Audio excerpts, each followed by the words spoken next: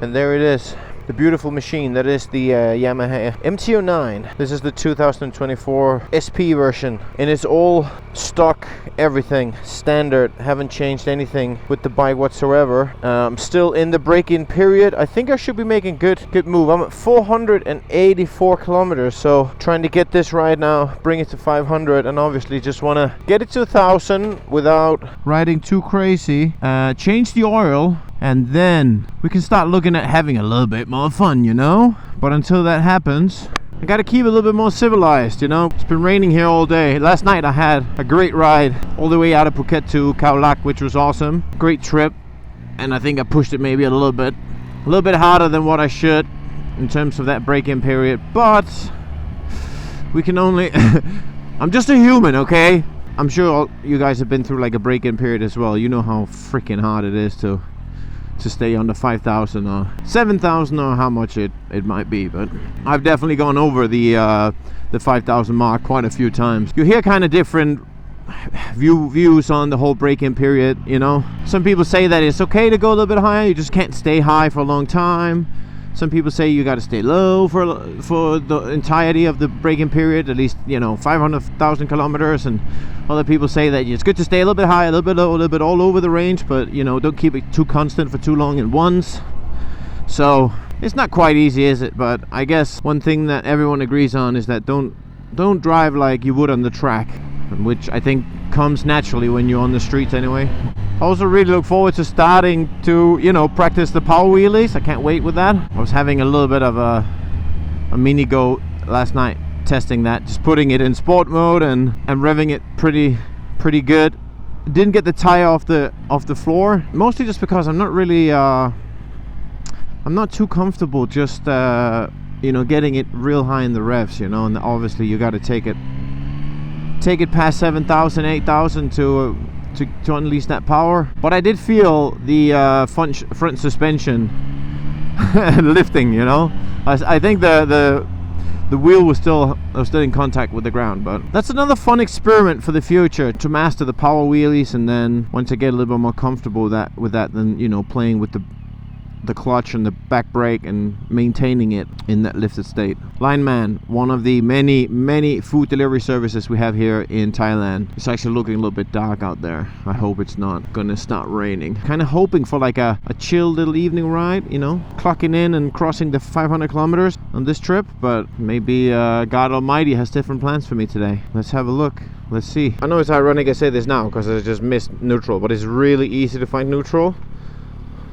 It's never, well, it hasn't been a problem, at least. I know some bikes is a little bit more tricky, but not with the MT-09.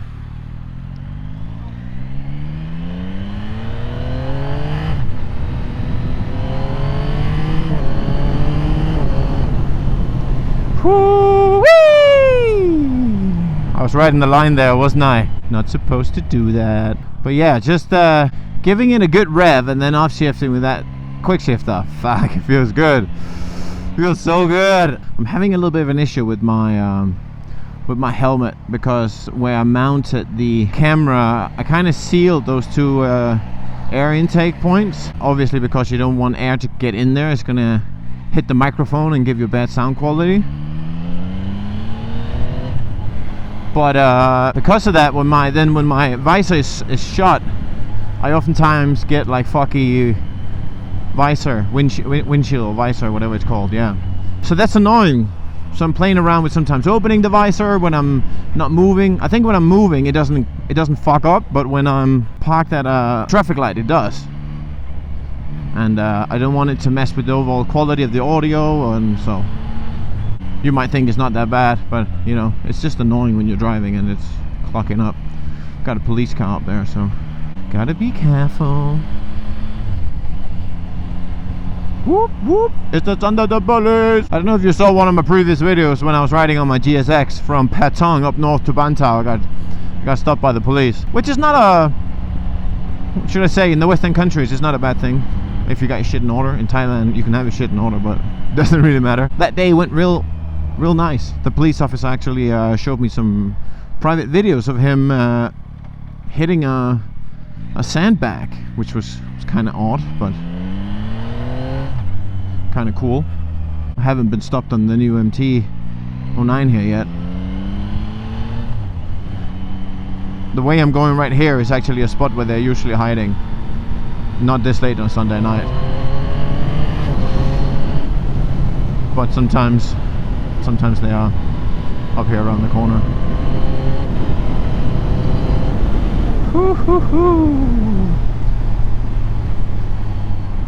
I'm shifting gears relatively quickly, you know. It's not because I don't want to work the gears like that. I'm riding that fine balance between wanting to have a little bit of fun on the bike and not letting it rev up too high.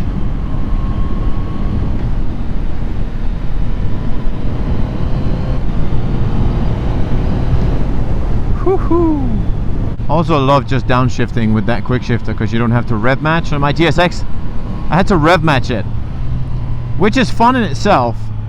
I actually like it, and I miss it a little bit on this bike. There you go, can kind of do it, but when you don't have to do it, it's kind of like, oh, that's really convenient. Oh yes, the timing of this, gotta love it.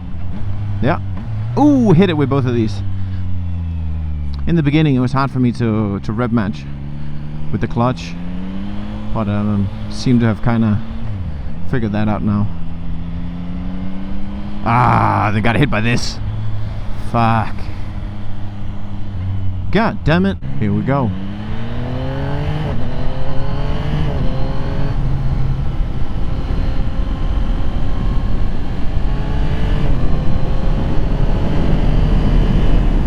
I also want to show you like a street here, because where I'm going to a shop down here to buy some nicotine. I don't smoke cigarettes, but I do enjoy a good snooze. I'm not sure what the international term is for that. That's like what we say in Norway. I'm not from Norway, I'm from Denmark, but got a bad habit along the way there. I'll take you on a street called Soi Ta-ied, which is, Soi means road or street in Thai.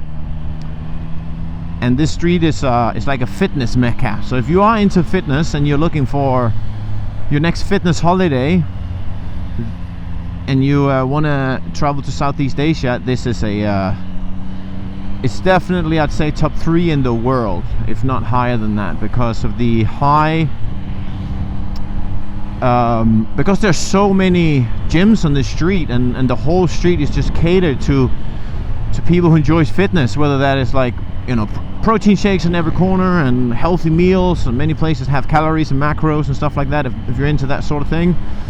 And then the training variety on the street is everything that you could ask for, you know, from martial arts. It's like with the UFC, a lot of the UFC fighters come to the street to do a prep on their camp, you know. So you see some big names there once in a while. So that could, like, obviously MMA training, Muay Thai, Brazilian Jiu-Jitsu, CrossFit, High Rocks, boot camp, you know, you name it, you'll find it here. It's here. This is the beginning of the street, and then essentially everything you see from this point and onwards is just gyms and hotels catering to those people who's training, clinics for, you know, fucking whatever sort of injections people want, sports performance recovery, anything. In the daytime, this is Sunday night, it's pretty chill here, but you know, and it's low season as well. High season, you'll see so many people here, people walking around, you know, 6-packs out, people wearing minimum clothes throughout the entire day here. We got Tiger Muay Thai is massively famous. We got Apollo Camp, this is brand new, and we got there's literally like weed shops and tattoo shops on every second store, basically. Pharmacies as well. People need their drugs here. So yeah, Unit 27, massively popular.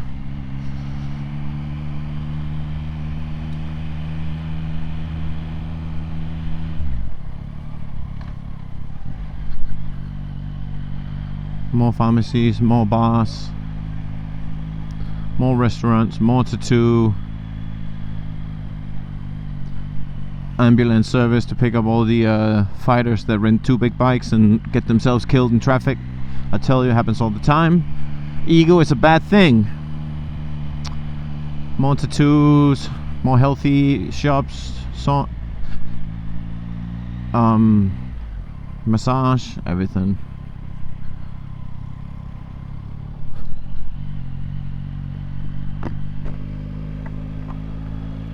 Just gonna open my windshield here.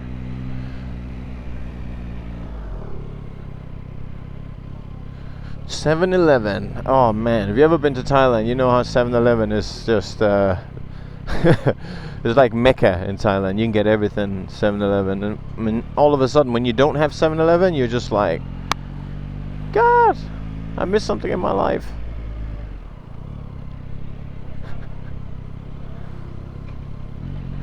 More massage, more bars.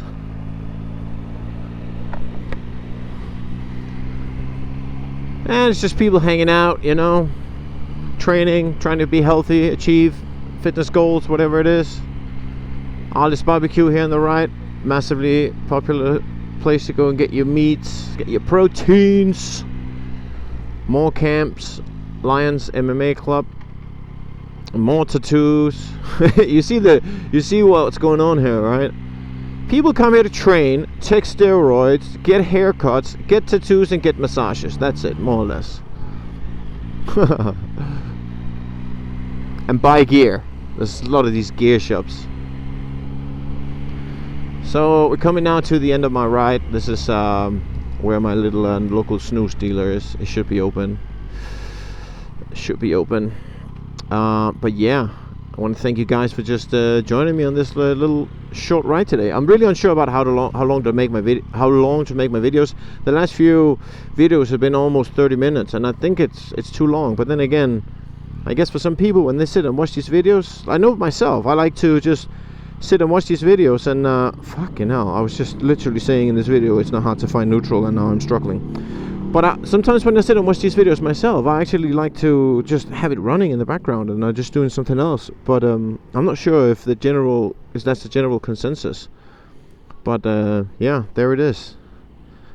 Let me know in the comments what you think. Those last few videos with 30 minutes, were they too long? Should I make them shorter? Definitely open to hear you guys' feedback. And yeah, all good, guys. Thanks for watching. Peace out. I'm gonna dance by myself like nobody's watching. Don't really care if my rhythm's off, 'cause I'm gonna dance like nobody's watching.